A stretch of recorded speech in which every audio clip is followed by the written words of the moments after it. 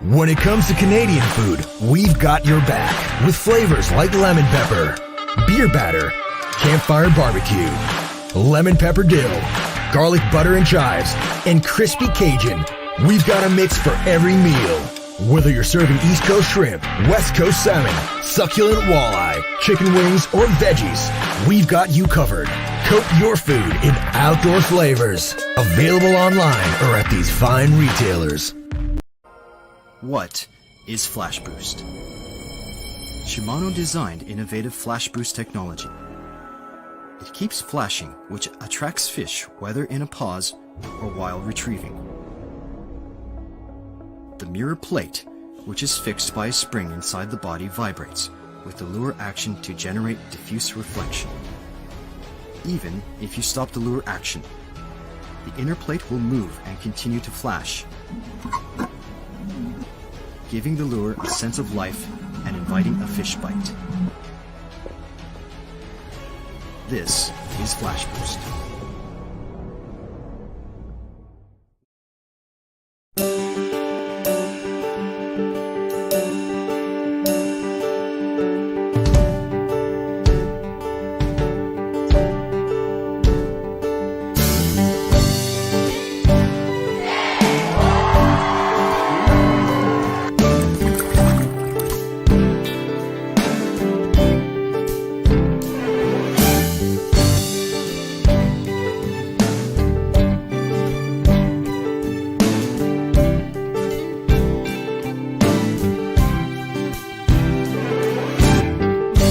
Never seen a smile so big on my little old lady's face until I tell her I'm going fishing all weekend.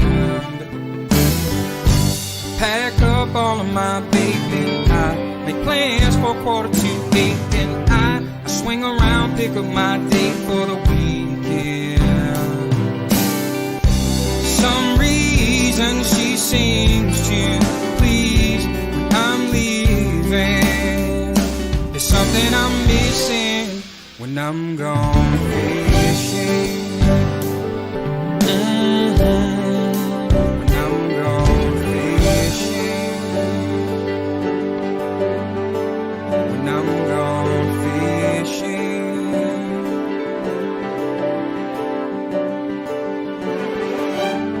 Yeah, baby. Yes, sir.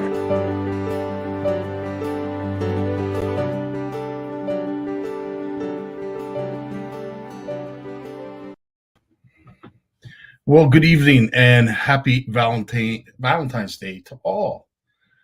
Let's see who's with us. Jay Kerman, yeah, baby. Jeanette's with us. Ed McKenzie's in the house. Fernando, how you doing? How you doing, Tony? Jeremy's with us. Mike Howard, yes, happy Valentine's Day, as we mentioned. And I'll tell you, the beautiful part about today is we can put all of the convoys, COVID, and anything else that, is creating animosity or anger or tension or any of that. We can put that all aside. It's Valentine's Day. It's the one day out of the year, or one of many days out of the year, that we can celebrate just, being happy, being positive, the ones that we love, the ones that love us. We could discuss that. So what I want to do tonight, if you could, for all 30 of you that are watching, tag someone, like wish somebody happy Valentine's Day in the comments and tag a person. So, for instance, Christina, you're going to probably tag Tracy, or, Sally, you can tag Barry. But I'd love to see everybody tag somebody, wish them a happy Valentine's Day for no other reason than just, let's see if we can bust up the Facebook algorithm. Madcam, how you doing? Terry's in the house. How you doing, Terry? Charles, if I'm not mistaken, you had a birthday not too long ago. So I'd like to wish you a very happy birthday for all you do for CFN. As I said, a lot of the people we've met and opportunities that have come our way, it wouldn't have happened if it hadn't been for you. So I wish you had a happy birthday, or at least maybe it's coming up. One of the two. Maybe I got it wrong. I don't know.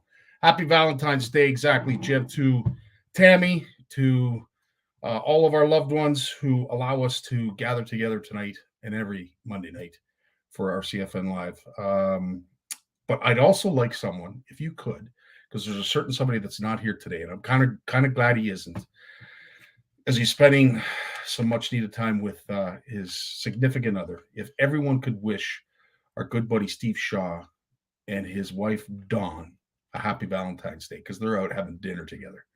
Those two lovebirds, those crazy kids, and for all that Steve does for our CFN family, it's the least we can do. So happy Valentine's Day, Don and Steve. Hope you guys are having a fantastic night out and the night off, as they would say. Birthdays, Eve Biznet, you're having a great birthday today. You're on Valentine's Day, as well as our good buddy Jim Wilson. Bonnie Hibbert, however you pronounce that, and I apologize, Bonnie, if I got it wrong, but Bonnie Hibbert had a birthday yesterday. Shane Richard, longtime CFNer, had a birthday on Friday, and I'll tell you, special shout out to Kelly Delorme, who was celebrating a birthday yesterday. And anybody who I have missed, happy birthday, a happy belated birthday. And if you have an upcoming birthday, I hope it's a fantastic day. Absolutely, Jim. Happy Valentine's Day to the Shaws. Incredible people, incredible folk. And if you have had an edit done by our editing team, it was definitely most likely in the last little bit.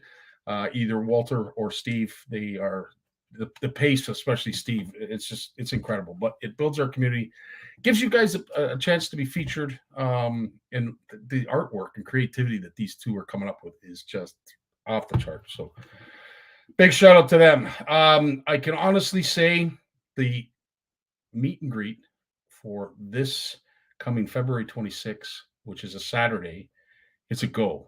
And if you've been listening to the news lately about our premier and what is happening in the coming days and weeks, it sounds like things are finally opening up. And I know I say this reluctantly because there's some families out there that have lost because of this, but I know that there are families that have lost a way of life, their nest egg, that buffer, their retirement plan. Because of what's gone on too. So I think of you folks as well. And what is really cool is that we can get back to what CFN does best, which is creating community and getting people fishing. So if you could, Jen Harlow, again, thanks to you and Scott for setting this up. But February 26th is a Saturday. We're going to be sharing some posts with some other ice shacks, so you guys can have a look at the comforts that you guys are going to enjoy, because it's quite nice. And the Fanatics Outdoor Adventures are willing to host. We just need to know a number. So if you could reach out to Jen or Scott and say that you're coming, so that we know that we have enough food, because the last thing I want to do is get out on the ice and not have enough food for all of you. So if you are interested in coming, it's either going to be Moira or Stokel, most likely Stokel Lake. Reach out to Jen, reach out to Fanatics Outdoor Adventures, and join us. And what's really cool, this is something that I was talking to Bob Mahoney about from Shimano, and it looks like we're going to run with it. We're going to have these day events on lakes, whether it be at a ramp, park, or what have you.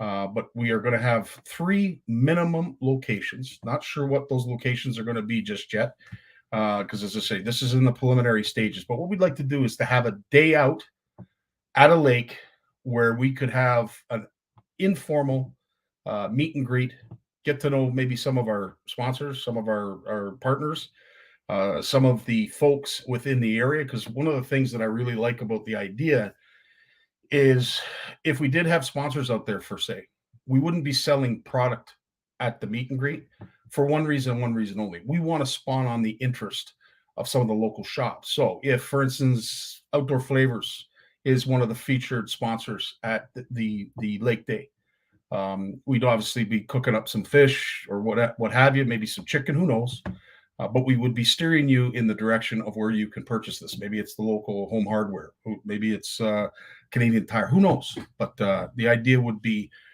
to have some CFN folks show up, show our presence, and do an informal fish off out on the lake of choice. Let's say Skoogog. We'll pick Skoogog as a lake, and we would basically take your name down. You could take a picture, a video, and we'd have a really cool prize pack courtesy of some of our sponsors and partners that we could hand to the folks that win. Just as I said, a little informal thing. Make it fun, make it interesting, get kids involved, family involved.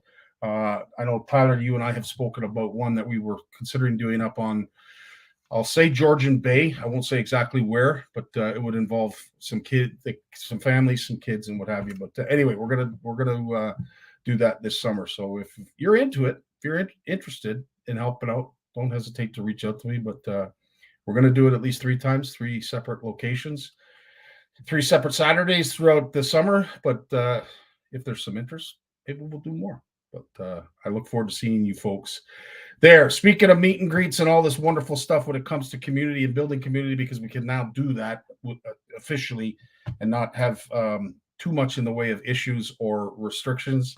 Obviously, social distancing is something that we're all going to have to do and wear masks probably for the next little while. But in the meantime, we'll see how everything sorts out. We'll wait till the dust settles and then we'll find out what goes on. But in the meantime, let's get some of these things planned and in progress, in motion, build some momentum. As I said, I think the meet and greet on the 26th of February is going to be a great launch point for that. We're still going to be in the Winter Fish Fest, so any entries that are caught on the lake can be added to the MyCatch app and submitted. So that's kind of cool. And of course, Sloco's got some big walleye, so there's a good chance you're going to catch a decent fish out there.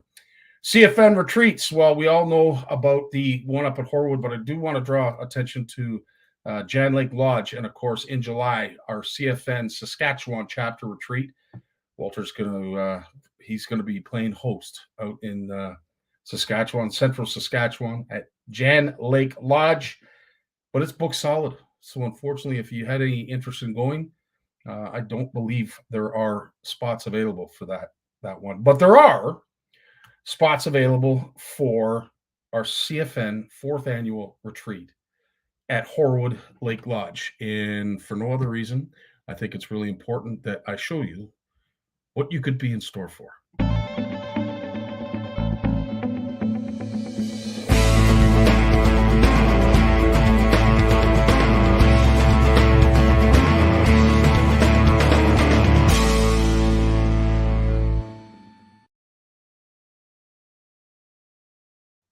Just a smidgen, just a little taste, but I'll tell you that it is the real deal.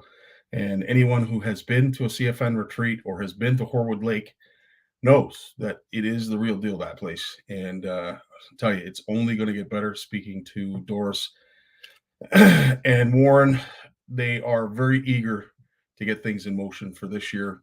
And we're going to talk about it in Lawrence's segment that, I think more so than ever right now, this industry could use a bit of some kind of outpouring of support, and booking, a vacation up at Horwood Lake Lodge is just one step in helping build some stability to this industry that has really taken it on the chin as of late. All right. Well, you know what? Without further ado. Oh, what happened? Oh, without further ado, let's get the man, the myth, the legend up and ready. Here comes Jim.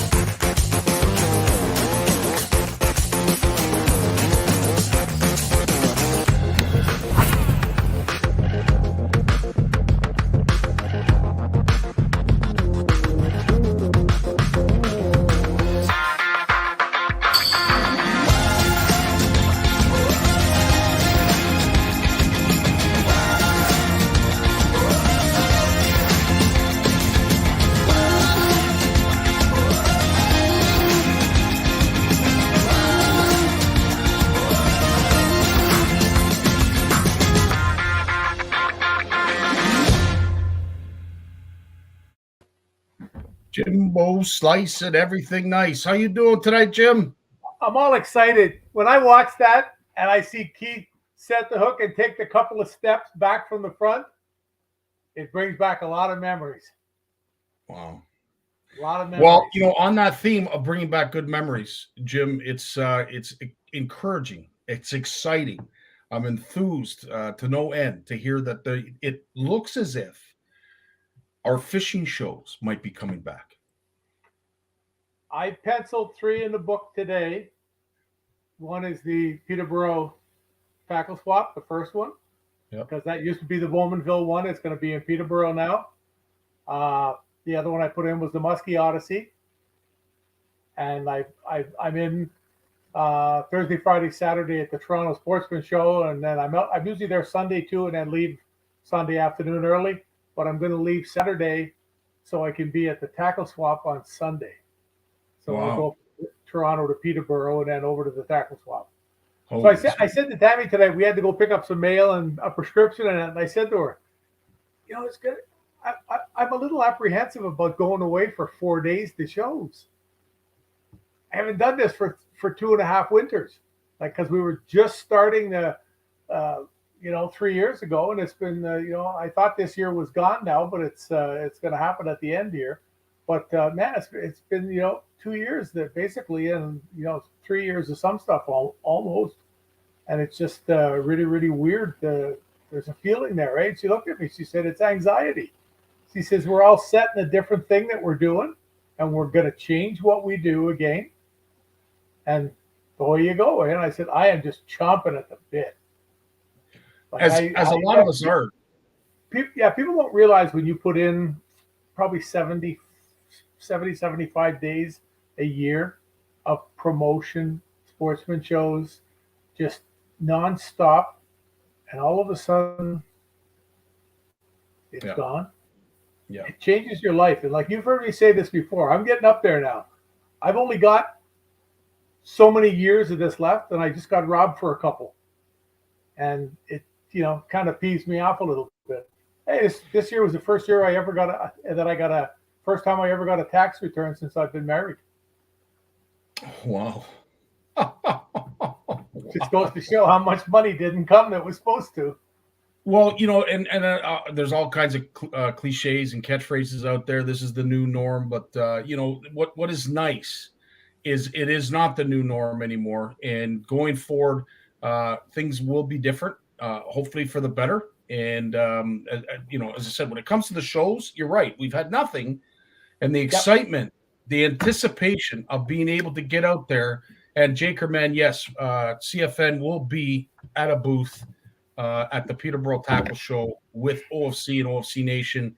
And I'm pretty sure our good buddy Moose is watching tonight. So big shout out to Moose, who just got back from sunny Costa Rica. And, it's funny because Moose reached out to me and he said, Scotty, it's pricey down in Costa Rica. And I said, well, that coming from a gentleman who just landed and is probably now filling up his vehicle and paying record high gas prices, I can't imagine what is pricey in Costa Rica.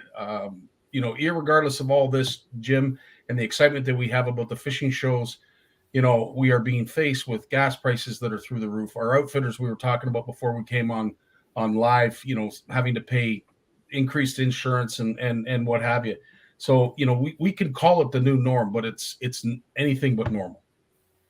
No, it was really neat. I listened to a guy today talking about the gas situation in the world and the shortage of fuel every day in the world.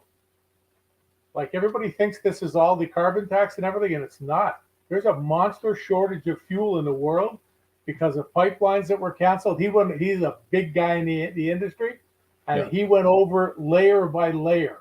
And he's not from one of the companies. He's almost like a critic. Usually you see him being really negative toward the oil companies, but he's just 100%, like they're, everybody, as soon as the price of gas goes up, everybody says, oh, they're gouging. They're not gouging, you know what I mean? It's what it is. And he said the amount of money that's not being spent on exploration and development and other things now that used to be, that's been dropped, that has to come back. And when that, because, Fossil fuels aren't going away for a long time.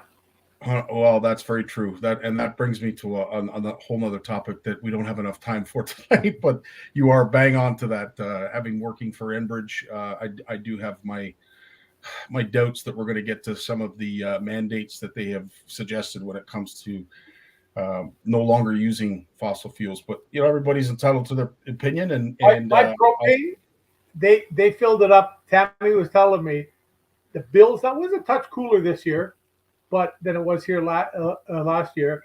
Our bill was $220 more to fill up the 2 tanks. Wow. Well, as I said, it's everything is going up. But to get back to where things sort of make sense, we have that tradition of the shows, and I know, speaking to all the folks here that have been to shows and enjoyed them from the time they were knee high to a grasshopper till now. It's our calling, getting out to these shows and just getting together, giving somebody a high five or a fist pump, or listening in on one of the seminars that you and Jay are going to be doing. The Sportsman Show is still going to be a 7-day event, Jim. And are you going to be at the tank? No, it's only is it 4 or is it 5? So it's the Wednesday to the Sunday kind of thing? Yeah, I believe it might even be Thursday to Sunday. Okay. I'm not sure. Check it. Okay, right on. So and it's 17th to the 20th, I believe. Oh, okay, all right. That's 4 days, yeah. Okay, so you're going to be doing that, and then Jay, thanks so much for sharing the that link to the Peterborough tackle swap, and our good friend Kyle Carruthers, who is putting that gem on. You're going to find a way to get to that as well, I hear. Oh yeah, I'll be there. Yeah, I'll be at that. That's the one that I'm leaving Toronto to go to. And then there's also the Muskie Odyssey coming up right at the beginning of April, I think it is, or the last day of March or something. Yeah. There's the Muskie Odyssey. I'll be at that too. CFN going to be at the Muskie Odyssey? I think so. I'm not 100% sure, Jim, but I know talking to the good folks over at Muskies Canada and all their chapters, we really hit it off with that virtual Odyssey that we did with them last year. So there's definitely a chance, 100%. There's a chance, and as I said, muskie anglers are a different breed right off the bat in the sense that they have a little bit more cash than most anglers, and for no other reason. They have more. They just have bigger limits on their credit cards. I'm trying to be as diplomatic as possible here, Jim, because I'd hate to think that they're all in receivership or going broke trying to afford all that equipment. But my word, is that stuff expensive? It's incredible. Yeah, when they go to spend, it's neat to watch them run in the door. You know the meme they have with the guy with the money going like this, and stuff like that. That's those balls. But then again, go to Bass Pro Shops on a sale day. Yeah, 100%. When they have the big sale, people running out of there with bags, putting them in the trunk, turn around, lock the trunk, and run right back in to see what else they can get. Interesting. Well, thanks for sharing that, Jeanette. Toronto Sportsman Show tickets are 2 for 1 today. Interesting. Oh, nice. Oh, I saw that. Yeah, I saw a little ad they had for that. Yeah. And that is another link. I'm going to be doing, when I go to the Sportsman Show this year too, I'm probably not going to go up on the tank because of my legs, the situation I'm in with them. I've been good the last couple of weeks here, but, I had a couple of bobbles today where they just sort of, that right down from my butt cheeks to the back of my legs, my legs just didn't work for a second. Yeah. And I don't need that to happen on the tank. I don't want to pull a Homer Simpson and be, over the side of the tank, broken in half. Don't. I don't need that. So I'll just be doing a PowerPoint thing, which is pretty good because I'm very good right directly, right in front of people. I'm really good that way to get involved with them and show them stuff and let them see it. In fact, one of the things we were talking there before, I had so many people contact me about these little beauties. Let's get to it, Jimmy, because they are beauties. We played the video just before we came on here, and these things are taking off like hotcakes. I mean, look at I'm trying to hold them pretty still. Yeah. And those things just keep flickering and flashing, regardless of what you do with them. Well, you'd go blind if I was holding them. That's absolutely. Thing about them is they come in two sizes. They have a diver and they have a regular one. The regular one's 4 to 6 feet max. The diver's 6 to 8 feet deep, but they both suspend. You can see the one in the middle has the lip. It is a little bit shorter, but it has a deeper lip to take it down a little bit more. Question, Jim. Someone was asking me, what is the deepest that these will go? I thought I read something. They have one that goes 17 plus feet. Yeah, they have the one. I'm not sure the name of it. Like I was saying, that's why I wanted to touch with this. The other stuff's not going to be available in the stores till like April, where the World Minnows and the World Divers here are now. And you know, it's not just tournament bass fish and jerk baits. You can troll these things, troll them for walleyes or pike if you're a troller. Guys troll minnow baits for lake trout. You can troll those for lake trout. You think a little bit of, I don't know whether flash is really a factor that deep down if you're fishing, down 60, 80 feet or something. Yeah. But Richard Dunlap is saying they would work great at Horwood Lake Lodge, and Richard, I second that 100%. They would. Yeah. Water clarity, the clearer the water. Like these things are directly targeting smallmouth fishermen, Great Lakes, that type of stuff where the water, you can take the glass and look at it and you can read a book through the glass. So that's what you're looking for, that crystal clear water. I believe that's where that will really be a factor, like a monster factor. It'll be absolutely incredible. But then I was mentioning to you about my legs too. I've had so many people reach out to me, and like I'm not really hurt. Last Thursday I spent an hour and 47 minutes on the phone with 3 different doctors. Wow. From Ottawa, and they have no concept. They do not know what is wrong with me. They cannot figure it out. One doctor suggested I go to the gym a bit, and the other doctor says to him, yeah, he's been doing that for like 6 years now. And he said to me on the phone, he says, I'm so sorry, Jim, I didn't know. He says, I was just asked about an hour ago to come up here if I couldn't get in on this call with you. So they're sending me to it's called, I'll read you what it is because I've never heard of it. I'll be surprised if you can get through it. Jim, I got $5 says that if you get through this and it's pronounced correctly, buddy, I got a $10. It's a branch of medicine under physical medicine and rehabilitation. It's called physiatry. Wow. And I have never heard of it. And it says here, physical medicine and rehabilitation, also known as physiatry, is a branch of medicine that aims to enhance and restore functional ability and quality of life to people with physical impairments or disabilities. So they are said to be there. And he said to me, I hope they figure out what the problem is for you. Yeah. Because this is it, eh? There's nobody else to send you to. This is like the last ditch effort for accident and stroke victims. And I mean, I'm still fine. I mean, I get in the truck, I drive, I go in and out. I mean, it's not that I can't move or anything, but it's just it's stolen a lot of my life. Like it's stealing the 2 things that I love the most. And I told this to the doctors too. One is going to the gym. The other thing is standing at the front of the boat doing what I've done for the last 40 plus years, close to 50 years. So, hey, in fact, I'm trying to figure out if this is my 50th year at the Toronto Sportsman Show. 50 years. I think it's pretty close.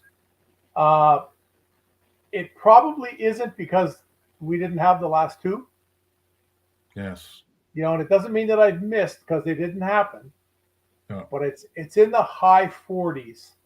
It could be even close to 50.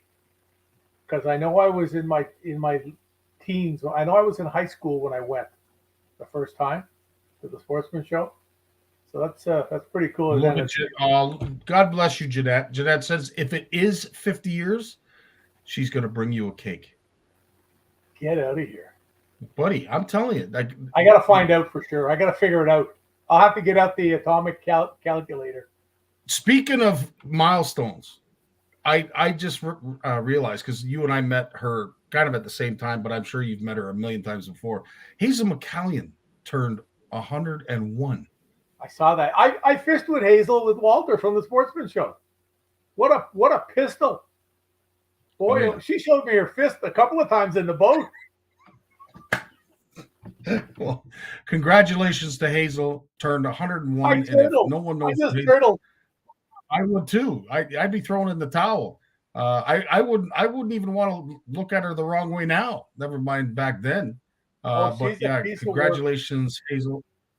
Oof, what a miles. 101 years old. How long was she the mayor of Mississauga? Like 70 years? I think it was all of my life. It's almost like she founded the town and then just took over. But yeah, congratulate. Holy crap, 101. We can only wish. She's a pistol, boy. You don't want to mess with her. But you think about it, Jim. Yeah, she's still so coherent.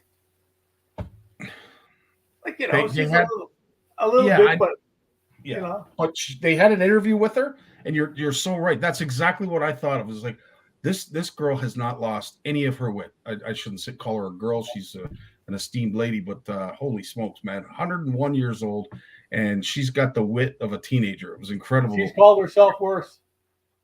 Yeah, absolutely. Absolutely. She's just beautiful. Yeah. So, Jim, what else is coming up? I'm assuming you're probably still tying. You're now you've got shows to get ready for some of your. Yeah, this goes. Like I said, I'm going to put this PowerPoint. Well, Tammy will put it together for me, but I'll make all the notes and everything, And I'm going to talk a lot about, I don't know, like maybe the Tokyo rig. You ever look at one of those? Vaguely. No, I'm actually going to talk about. I actually used it quite a bit last year out the back here, and the few times that I got out and fished. Yeah. And I think it's really something that somebody. Plus, I've got the world because Toronto Sportsman Show, the seminars, you only have about 20 minutes, So 20 minutes when you have a mouth like mine goes by pretty quick.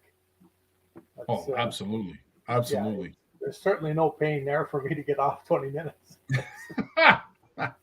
I was at a sportsman show down once in Syracuse, just there for the day. Dave Gens was there, and I actually went down with a buddy of mine who lived beside us on the lake when we lived by Brockville.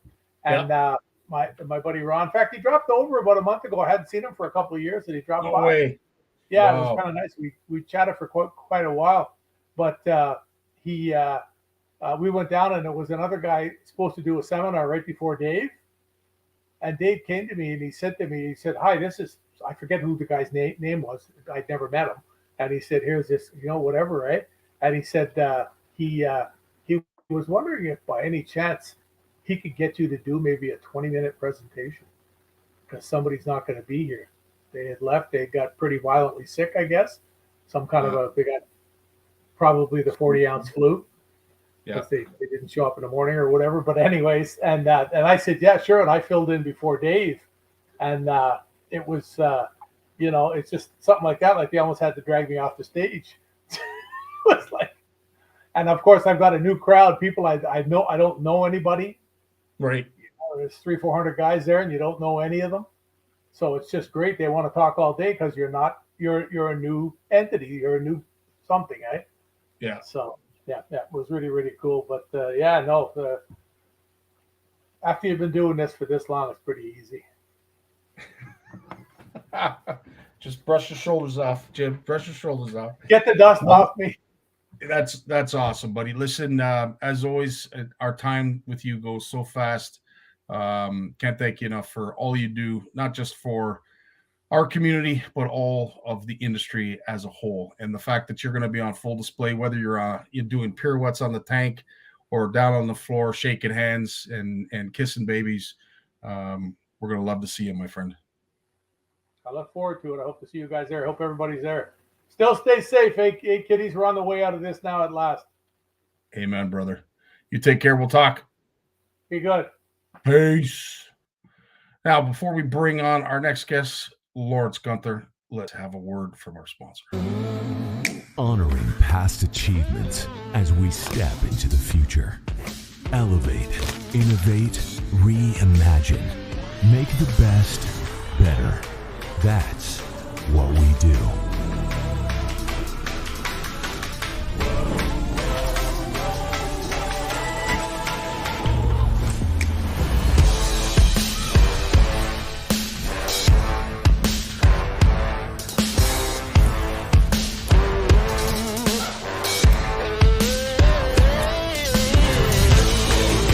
radically redefined. The NRX Plus is the culmination of our obsessive drive to forge the most advanced fishing tools on the planet.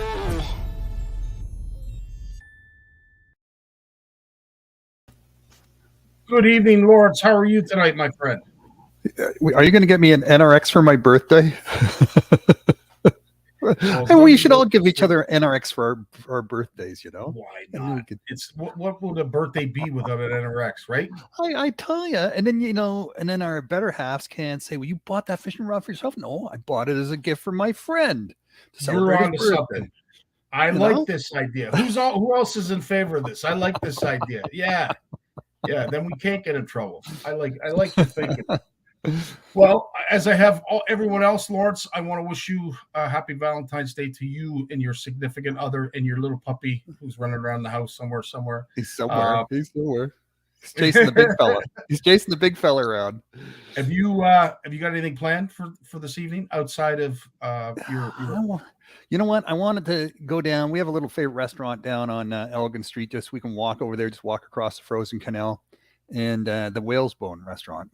But it's right there at the in the whole trucker sort of, you know, convention. I call it a convention because they got hot tubs and tents and food trucks and everything, right? So, but yeah, it's right in the middle of that. So, and you know, the mayor's been laying down ultimatums, and we've got the emergency proclamation now happening. So, she said, let's do it next weekend.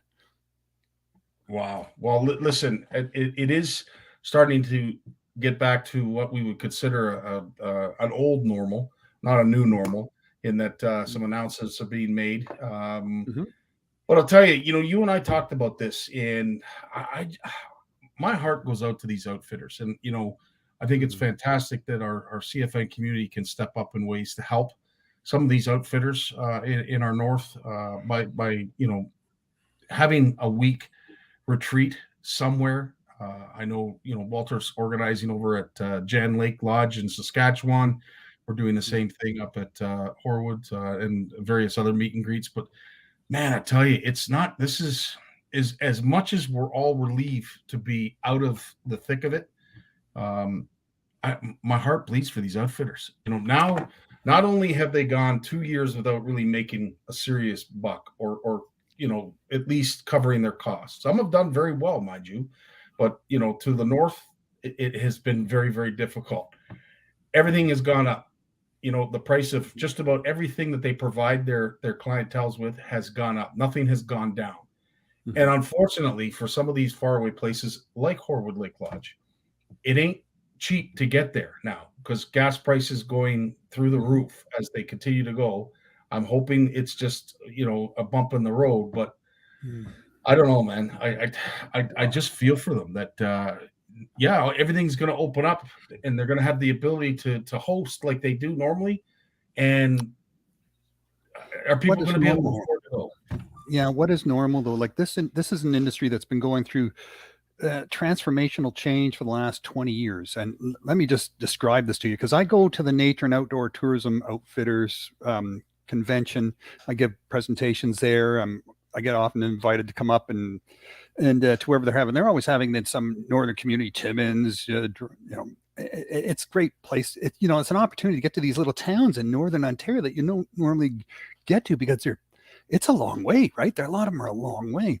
But anyways, all this to say, I've got to know the industry people, the NOTO people, the Destination Northern Ontario people. I have good friends and all that. I've made a lot of good friends in the industry. And here's, you know, sort of what's transpired in the last 20 years. So you have two types of fishing outfitters. You have your sort of 5-star lodges, what they just offer the American plans. And these are your fly-ins, right? There's no road access to these places. It's $3,000 a person per week. A lot of it's corporate, you know, it's a tax write-off.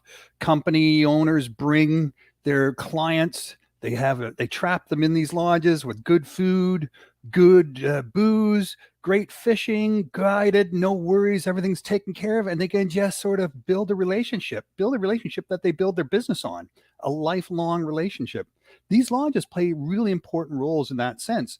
You know, we think, well, yeah, they're just right. They're not, you know, it's just tax free holiday on our backs as taxpayers, but they're building businesses. They're building relationships with people from outside the country. It's an important process, and it brings wealth and jobs into the country.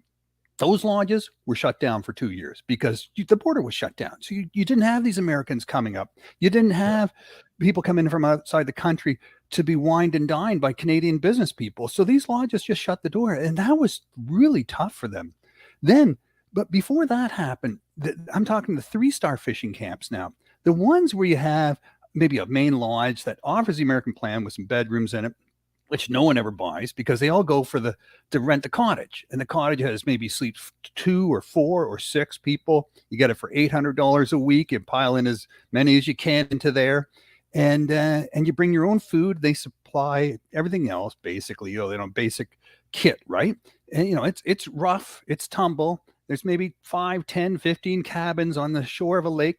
You could quite often always drive up to these places. So there's no fly-in for these types of places.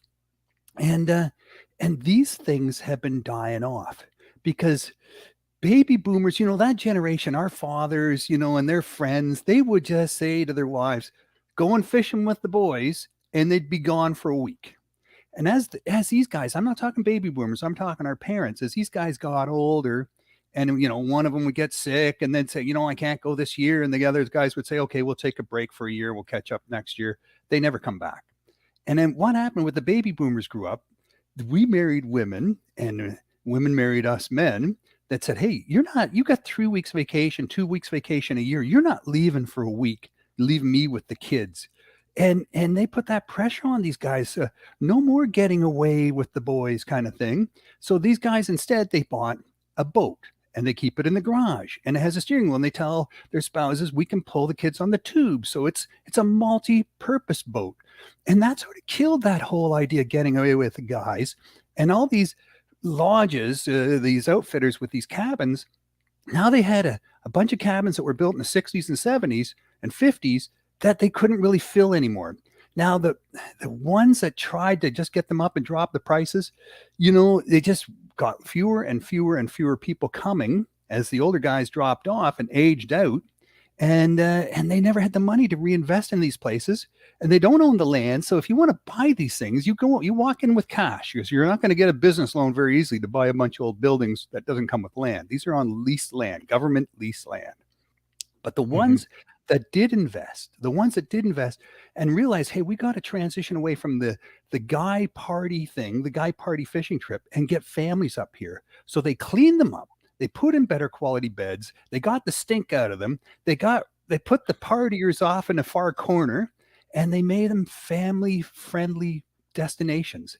These guys did really well over COVID, because when you couldn't go to a hotel, or you couldn't bubble with your friends, or you couldn't take a cruise or whatever, you could drive up to one of these cabins, rent it, book it for the weekend. These guys were hopping busy for the last 2 years, fully sold out in advance, doing really well. And that's going to continue again for this year.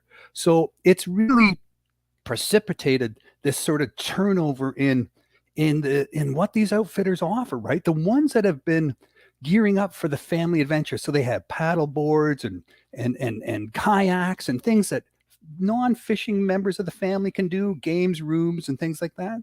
They're having the families come up. The ones that are the rough and tumble, fallen down cabins, well, you can't go up there with a whole bunch of friends and hang out in a cabin together because of COVID. That just killed them, right? They were empty.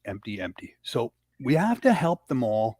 They all deserve our loyalty. They're all legitimate businesses. And I'll tell you why. Because when you go up into Northern Ontario and you think, well, there's lumber jobs and there's mining jobs, and what else is there? There's outfitting. Those are the 3 big industries, right? There's nothing else.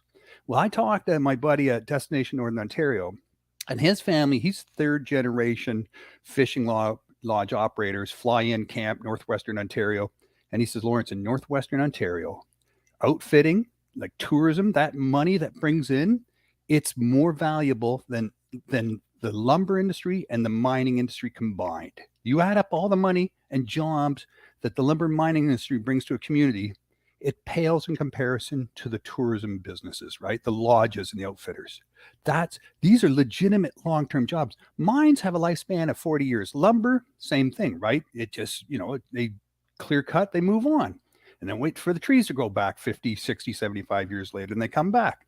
But a properly run outfitter where they take care of the resource, they don't let everyone eat all the fish and catch all the fish and bring home big coolers of fish, that can go on forever. And you know what? I was just going to say that it has a better chance of it, because even though the lifespan of, say, a mine or obviously there's a limit to how much you can forest, these things never shut down. Outfitters will always remain open as long as they have a clientele. So you don't get that uncertainty with them either when it comes to having a job and having a means to make money in your own backyard. And great examples that you gave, and a good chronological view of where we have come from to where we are now. But sort of more in the short term, I'm hearing more of this, and I'm hoping this isn't becoming the norm. But Kevin, who is a very active angler in CFN out in the waters of Manitoba, and he takes all 6 of his kids in tow. Unfortunately, is feeling the pinch. It's a 5-hour round trip to the lake for me. Filling my truck and snowmobile has made it too expensive to go out very often this year. And Kevin is a very busy angler, and his kids are very busy anglers. Unfortunately, I'm concerned that this is now going to start having immediate effects to folks who like to get outdoors, like to do trips, whether it be to a lake they've never been to. So it's going to limit folks in terms of how far they can travel. It's going to get worse too. It's going to get worse, my friend. It's going to get worse because as we push towards electric vehicles, right?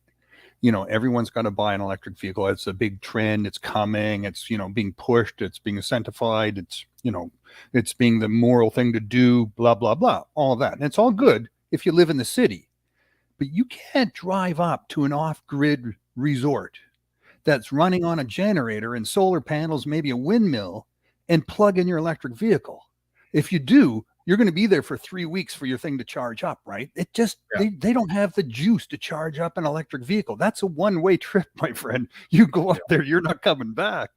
Yeah, very true. And yeah, Richard, in a lot of cases, there were many that didn't get a lot of help. You're 100% right. Right.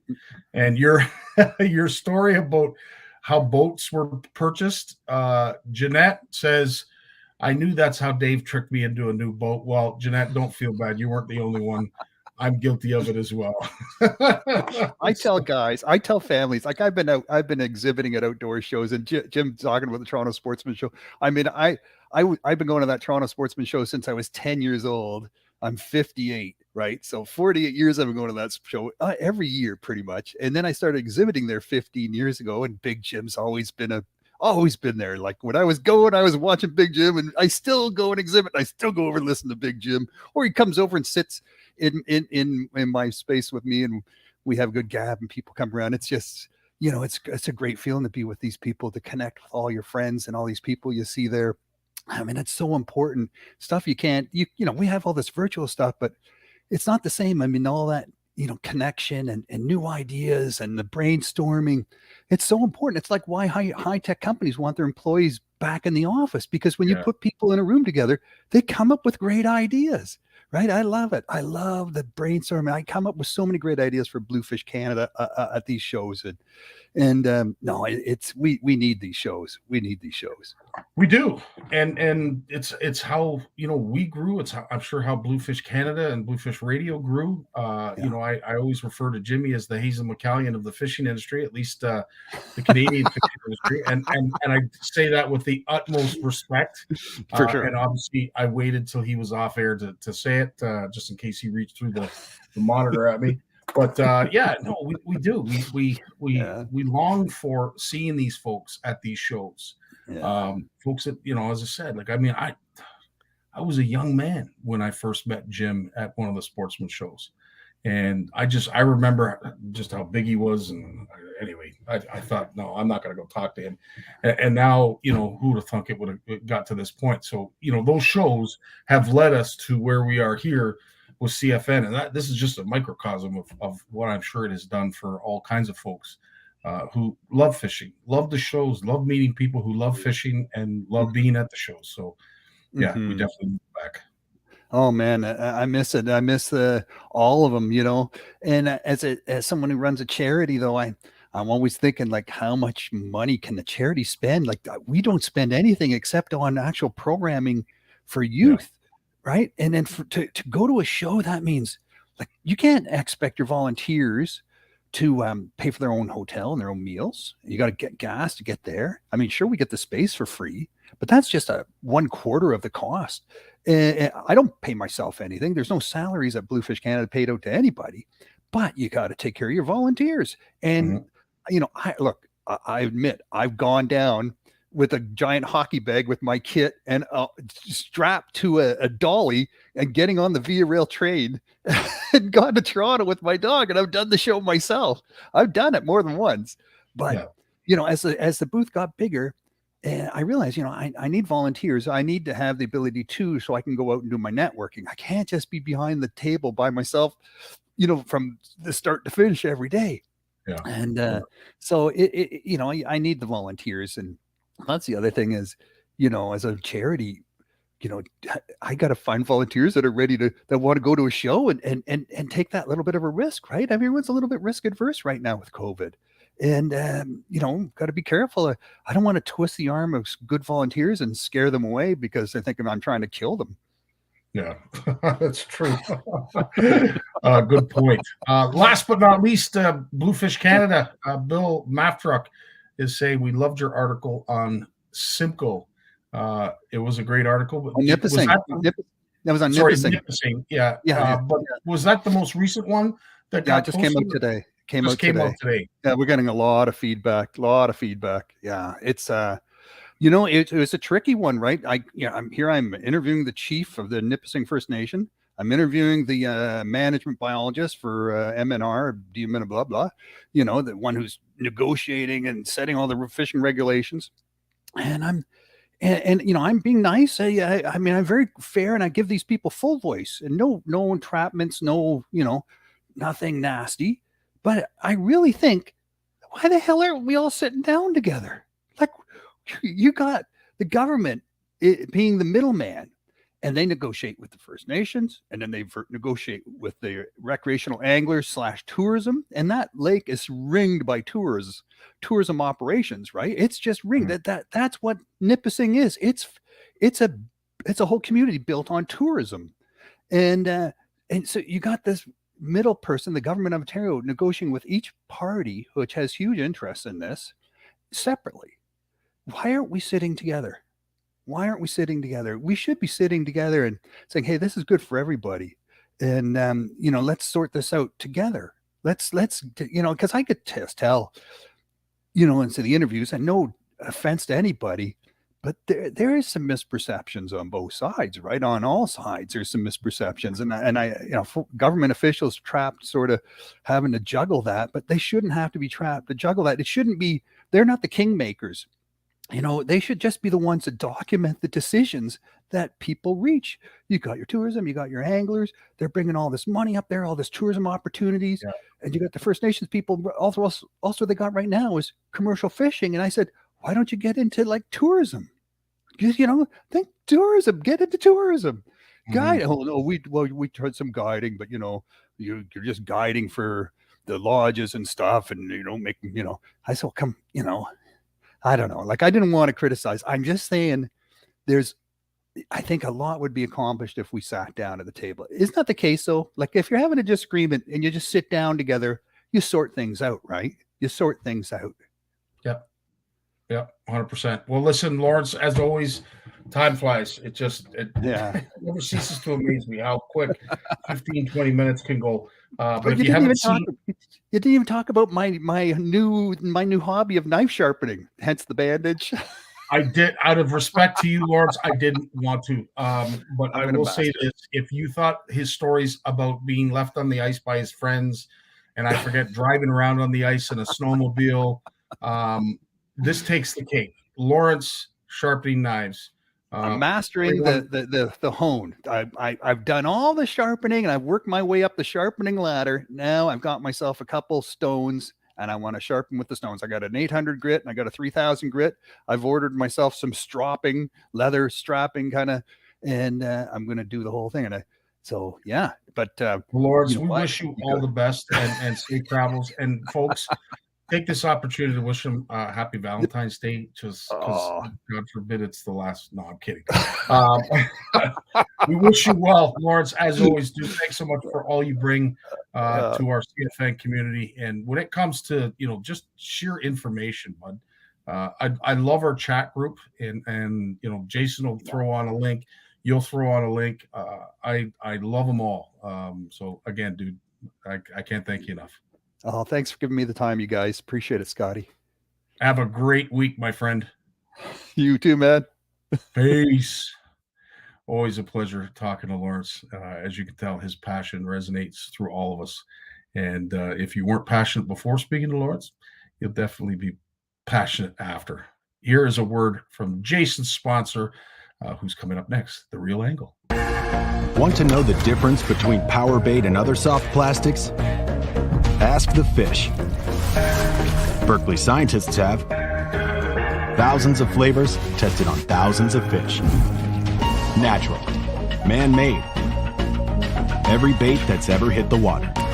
No matter the shape, size, or color, power bait is the only one that is scientifically proven.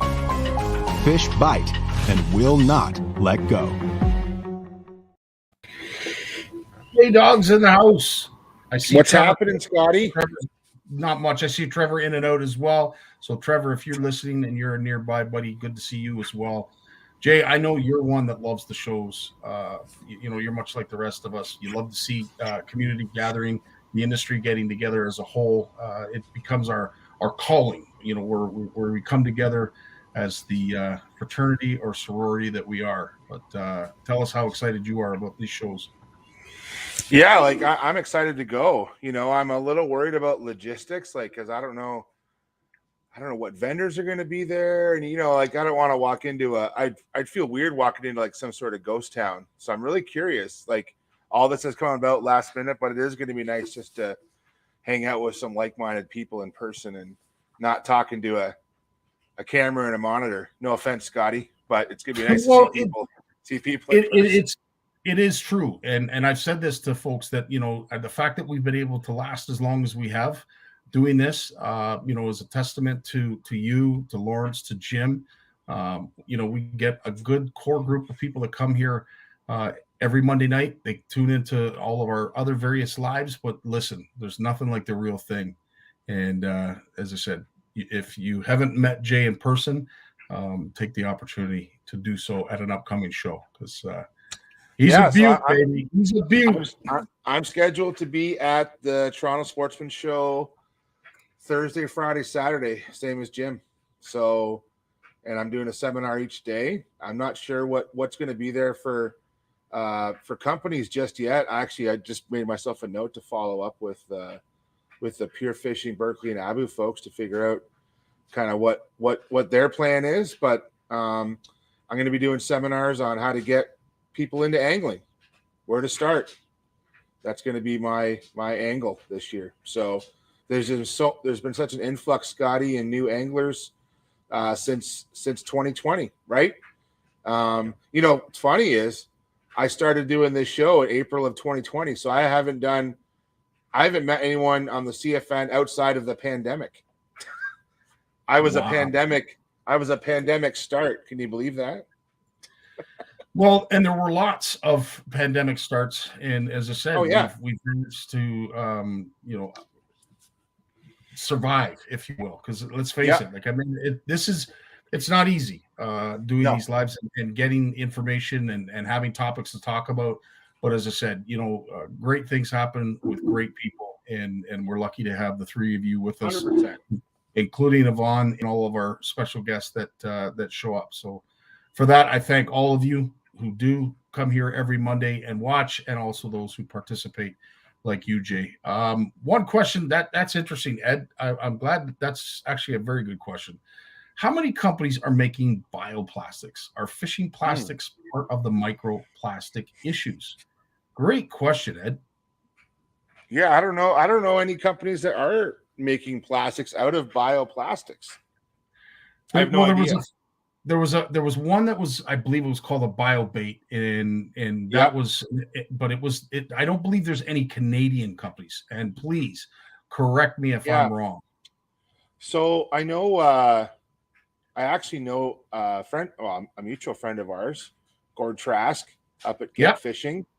Yeah, he was doing some research into that. I'm not sure where that ended up. But I'm sure, knowing Gord as well as I do, I've known them for 20 plus years, 30 years, I guess. He's probably still up there thinking about it, trying to figure out how to pull it off. Because the idea is to make things, to make it safe, biodegradable, and also to be a responsible user. And you take the plastics and you have something that's useful for anglers, durable, but can also fill a niche where we're using up a waste of some kind, that will get back to the 3 R's, right? Reduce, reuse, recycle. So my only fear, and this is my only take on the whole reuse or the breaking down of plastics. I think we throw enough garbage in the water. I think if plastics will just start breaking down, we just throw everything overboard. So it's careful what you wish for with that. But yes, absolutely, Ed. It does have a niche. It does have a place. And Jeremy said, we have a company. Interesting. We have a company that I believe is out of Baysville that makes lures out of recycled plastic. Recast is the name, I believe. Interesting. Jeremy, if you have any more information or a link, by all means, post it in the comments, because I'm sure I'm not the only one that would like to head over there. Speaking of, actually, going back to shows, I see Bill posted in the chat here. Spring Fishing and Boat Show is going to be virtual. To be honest, Scotty, it's Monday. I haven't even heard that it's happening. Have you? Oh, is that right? Did you know it was happening virtually? I haven't heard anything. I had heard that was the route that they were going to go. It was going to be virtual. But it wasn't announced. I haven't heard any formal announcement of any kind. Well, a good indication was our good buddy Moose was on vacation. So unless he's coming back and he's being put through the gauntlet, that is a very fair point. Yeah, I'm thinking that it's not, but I could be wrong. And if we are wrong, I apologize to the Pilata family and all those who are presenting. But it's good news. It's good news. I just hadn't heard. So 100%. Oh, interesting. Jay Kerman. True North Baits recycles plastics too, I believe. There we go. We'll have to ask Jamie. I'm not 100% sure on that. But in terms of using recycled plastics, definitely is one thing. Having them break down is completely something different. And I know that is the route that some companies are going. And who knows? Jay, what are the chances that it's mandated, like 10 years down the road, that all plastics have to be biodegradable? You know what? There's been a lot of battles over the years, Scotty, about baits like that. Like, we can go back to lead bait, the lead bans, but there's been bans for plastic baits. I know that the state of Maine went through a battle a few years ago where they tried to ban all plastic baits, or they had to be biodegradable. I forget what, but they ended up pulling back on that. And they want the angle. Some of the states have gone the angle of more education and awareness at this time to keep people like, there was a pitch it campaign to pitch it in the garbage. Mm-hmm. Do you know what I mean? So I think that's where a lot of folks have gone, because the fishing industry is there is a lot of money being spent on baits. We know that, right, Scotty? And I don't think we want to drive business away from local stores or others, right? So no, 100%. And with everything that's going on, with some of the concerns folks have about live bait and where you can take it, where you can buy it, where you can transport it to, and now we're going to start worrying about and I'll address Cliff's question about recycle fishing line. You know, recycled fishing line's a tough one because you can't recycle braid and fluorocarbon. You can't. So back traditionally, you could recycle monofilament pretty easily, but braid and fluorocarbon cannot be recycled very easily at all. And so it's more important. It's not so much about the recycling. I want to stress to everyone, it's more important just to not put it in the water. Make sure it gets disposed of properly. That's the real message for any of our fishing baits, line, lures, plastics, terminal tackle. Just do not leave it out there in Mother Nature to take care of it. We got to make sure we clean it up ourselves. Can't stress that enough. Amen. If you've ever had to clean your trolling motor or take the prop off to clean that out, you'll understand how much actually gets thrown in our waters. Yeah. I'm amazed every fall just before I take it in to get winterized. I'll take that 2-blade prop off the Minn Kota and find a spool of yarn at the end of it. So Scotty, I have to address the elephant in the room. Okay. What, me? No. COVID hasn't been that bad to you, buddy. And good. Okay, good. I'm preaching to the choir, bud. I'm preaching to the choir here. I hear you. But I have to address the recent trend in social media about prostitution and ice fishing. Okay. Oh, thanks for bringing this up. Yes. Okay. So Jay, you've been out recently. You didn't mark yourself safe. You did not mark yourself safe. I didn't. And in fact, there was a clever meme that was produced talking about certain ladies, and they like red Eskimo huts. And I sent the meme to my wife because she knows I fish in a red Eskimo hut. So Heather's actually been has found all these quite humorous. But in all truthfulness, I found a news report that covered the mayor of from a suburb of Akron, Ohio, and he was on record saying that ice fishing. So there's an ice fishing ban in Akron, Ohio, and there was a motion to allow ice fishing, and it's a bylaw adjustment, I guess. And literally, the conversation morphed into prostitution. So, and he is, and there's a quote in the YouTube video I posted that talks about the mayor from his experience as a news anchor. I think he was a news anchor before he was a mayor. That he had covered stories before of prostitution and ice huts. So now, you know, there used to be some bars up in North Bay that were pretty popular back in the day for ice fishermen. We don't have to go there, but that's the closest I would have heard to some of to what we're getting at here. So, but it was pretty funny with all the crap going on in the world right now. It was pretty funny all weekend. I was getting lots of memes and videos and different things making fun of that news report. Pretty entertaining. And with some of the nonsense that went on at some of these establishments that you speak of, a law should have probably been created here in Ontario many moons ago. But I digress. But yes, absolutely, it was tongue in cheek to say the least. He was very passionate about his stance. I saw the newscast where he came right out and said this, and well, at the end of the day, we can only help those that can be helped when it comes to educating and not humiliating, because that gentleman did a fantastic job on his own. You know, and I want to share another story. Now, this is actually a science-related story. So, Scotty, I was doing some reading on yellow perch recently. Yes, and you shared that. I got to read that on the weekend. What a read this is. So this is one article of a few. You guys can click on the link. This is the thing about yellow perch, which is really interesting. So yellow perch stocks are down in the Great Lakes, not just in Erie, but overall there's a decline. And researchers trying to figure out what the decline is. And there's a lot of factors at play. You and I, Scotty, we've talked about maybe it's an increase in the walleye population, right? Walleye goes up, perch go down. Makes sense. Predator prey. But there's been some recent research talking about reduced ice cover. Shorter winters are hurting yellow perch. So what's happening is, so everyone understands that yellow perch spawn when the ice is out. the earlier the ice is out, the earlier the perch will spawn. So what's happening is the perch have basically a shorter period for the eggs to develop. So if perch spawn in April, in let's say Lake Erie, April is the best time to spawn. The eggs are at their largest. The fry are at their healthiest, and even the proper forage is available to them at that time.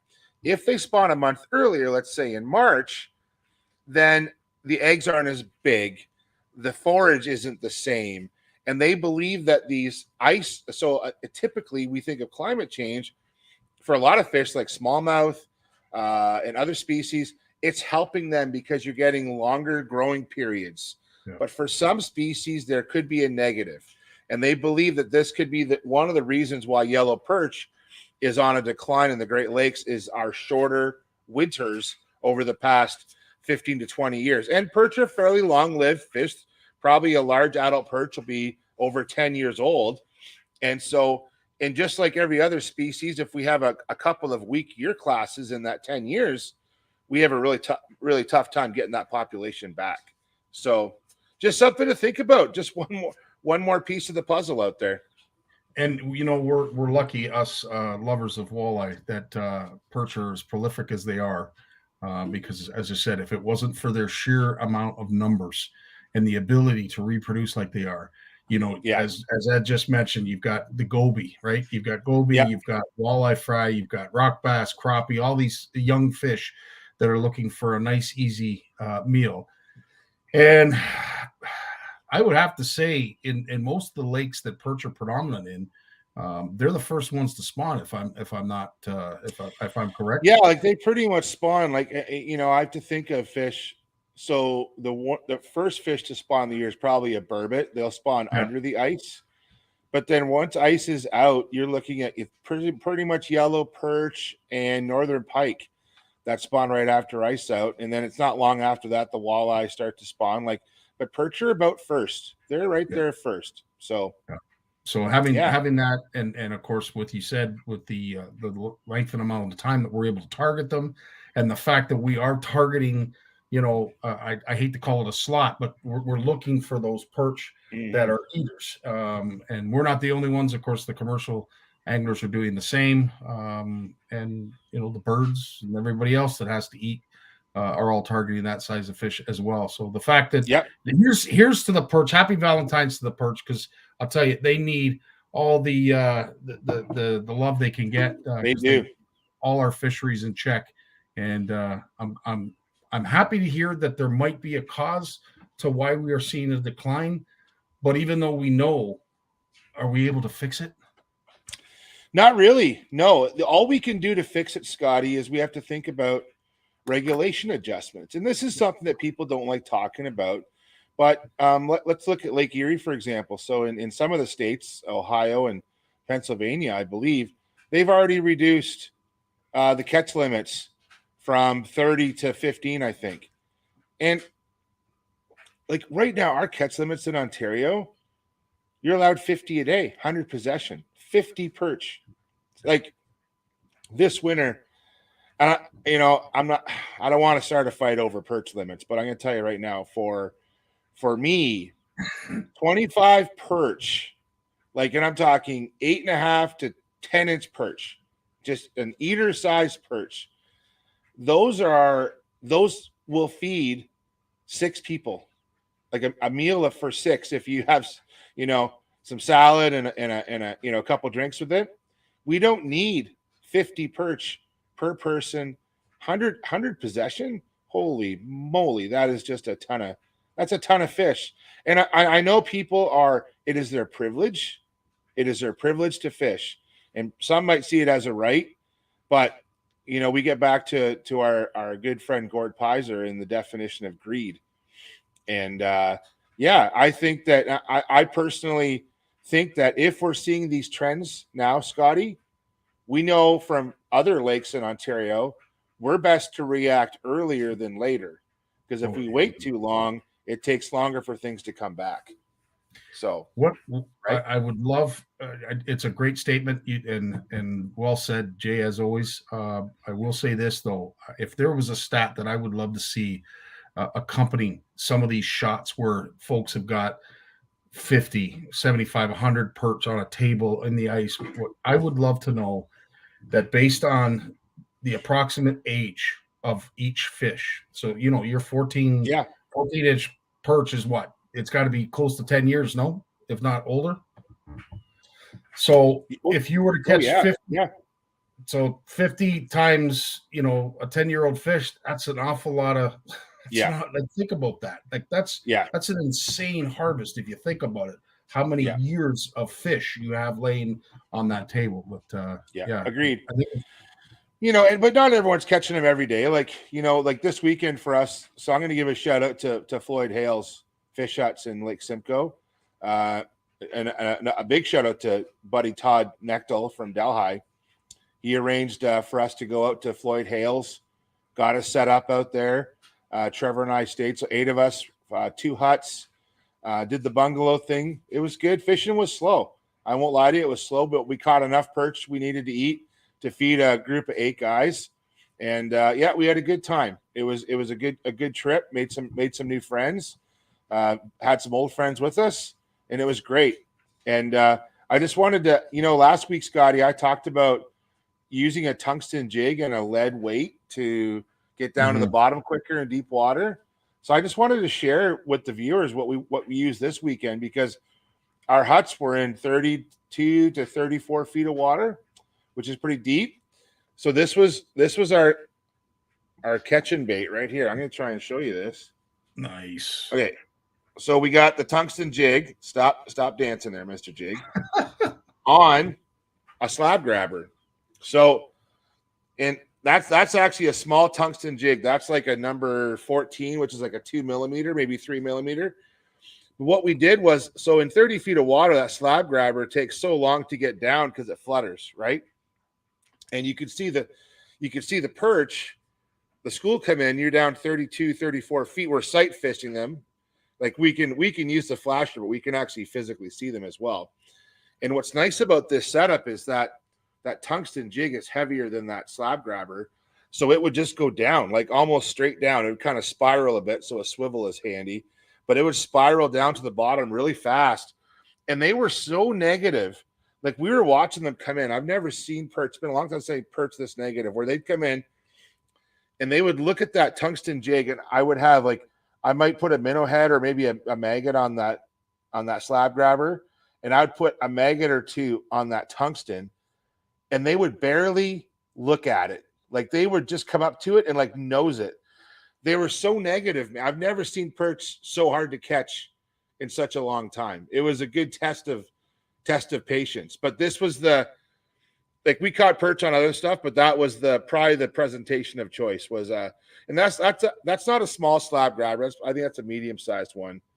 They go on, I think there are 3 different sizes. That's about a medium-sized one. Yeah. But that tungsten jig on the bottom, that saved the day for us. Because if you had to wait for that slab grabber to flutter down 32 feet, that's a long wait. And you want to try and keep your baits in the area when the perch are around to keep them interested and being able to get that bait down quickly. And for perch too, talking about perch and fish care, when you're bringing those fish out of 30 feet, don't wait on keeping it. If you're going to keep it, keep it. If you're going to let it go. Because some of those fish, we got to worry about air bladders and issues like that. So, yeah, and we caught lots of herring. Lots of herring, man. We probably caught more herring than perch this weekend. Wow. Yeah, wow. And they were to eat that little tungsten jig. It was a lot of fun. It was a lot of fun, man. A lot could be said, and I sometimes offer it as an answer to folks. But back in the day when perch were, let's face it, they were everywhere. It's not to say that they're not now, but I don't believe that they're getting the same kind of competition, perhaps, as they once were, and they are becoming a little bit finicky because of that reduced amount of competition. As I said, that's the answer that I usually offer people. Yeah. That it's just not like it used to be in the day when all these fish would be competing for whatever little morsel came down through. It's Scotty. It's February the 14th, which means we're almost, I hate to say it, we're on the other side of ice fishing now. Yeah, we are. we're in the mid-season right now, which is the doldrums, which is the ice is probably at its thickest for where we are in the province right now. Look at this week's weather coming, dude. Oof. Like, I don't even want to think about it. I'm crossing my fingers that I can get the ladies out ice fishing this weekend. I'm not too worried about it. In fact, it'll be nice if the way I think it's going to go. We'll be out skating on Lake Erie on Saturday to go ice fishing because the snow will be gone and it'll be like literally like a skating rink out there. So I'm hoping we can make that happen. I can't get over it. Like, we're going to wake up to temperatures here. And I mean, the folks out in Saskatchewan and out west, you know, they're like, what are you guys going on about? Like, minus 20-degree weather is, old hat out here. But for us to go from minus 20 that we're going to wake up to tomorrow to 8 degrees on Wednesday, a pile of rain, and then Mother Nature is going to reward us after she's left that slush, messy, like even down here though, we're going to go back down to minus 15 on Thursday night or Friday morning.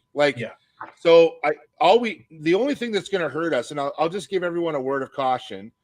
It's not so much the rain that hurts us this time of year when you get warm weather, it's the wind. Typically when the warm fronts come in during the winter is when we get the crazy wind, rain, storms. So for those of you that are fishing like Long Point Bay, Rondo Bay, Mitchell's Bay, please use extra caution this weekend. Talk to some of the local outfitters before you head out on the weekend, just to make sure that some of those pressure cracks haven't opened up, because there are pressure cracks out in these places, and some of those pressure cracks could open up this weekend, and we need to be careful of that. Yeah, 100%. Well, Jay, as always, dude, I don't know where this time goes, but we are honored to have you and Lawrence and Jim spend every Monday with us. I want to encourage folks to tune in tomorrow. Mike Consul and I are going to be on for Tourney Tuesdays, and I have to reach out to a couple folks right after this live show to hopefully get them on for tomorrow. But anybody who is participating in the Winter Fish Fest, I encourage you to tune in tomorrow, because we might even have Sean from My Catch, who is going to do probably a little bit of instructional advice, and answer any questions that folks might have when it comes to using that app. But before we go, Jay, is there anything else that we need to hear? Only thing I'm going to mention it, and I know you mentioned it tomorrow night, is this weekend's family fishing weekend in Ontario for ice fishing. So get signed up for the Fish Fest. Take people fishing this weekend. It's license free. Get out there and enjoy it, no matter where you are. Go enjoy fishing this weekend. The weather doesn't look too bad, to be honest. Looks a little breezy, a little windy on Saturday, and then Sunday, Monday being family day, looks pretty nice. So get out there and go fishing this weekend, and take someone ice fishing who hasn't been ice fishing yet this year. That's what Absolutely. I challenge you guys to do this weekend. Because your trip starts tonight. Your trip starts tonight. And if you're like me, who has a significant other that does not like to fish, you need to pile on those credits. And tonight's where it starts. Valentine's Day. So make sure you take your wife or significant other out to dinner, and make sure that you're in prime condition for this weekend to get ready for what hopefully will be a fish fest. 100%. Good luck, guys. Jay. Thanks so much. You take care of yourself. All the best, my friend. Well, as always, we are so honored to have these great guests that come on and our feature all kinds of great things, but also you folks. Todd, really appreciate that comment. We try our very best. We try, and going forward, we're going to get even more interesting when it comes to our content and our selection of content. So stay tuned. Things are only going to get better, but they can only get better if you guys and gals join us every Monday. Love you all. Have yourselves a great week. Stay safe, because this weather is going to be interesting, to say the absolute least, in the Ontario and Quebec and Maritimes area. All out west, it looks like you folks are in the clear. So as always, I thank you so much for all of you and everything you do, everything you say, all your positive comments. It's just nice to see it. And I will say this, a great way to end this segment is a reminder, as Jay just mentioned, to our good friend Gort Beiser, who reminds us always about limits. Have yourselves a great week. We'll see you on the flip side. Peace. And nobody understands, or very, very few people, and you guys have heard this all the time. The ministry, Saskatchewan government, allows me to have 4 walleye, so there can't be a problem. That's not what a limit is. A limit is if you don't know when to stop, we'll tell you when the maximum level of greed is. And it's 4 fish. It's not a target. It can't be a target.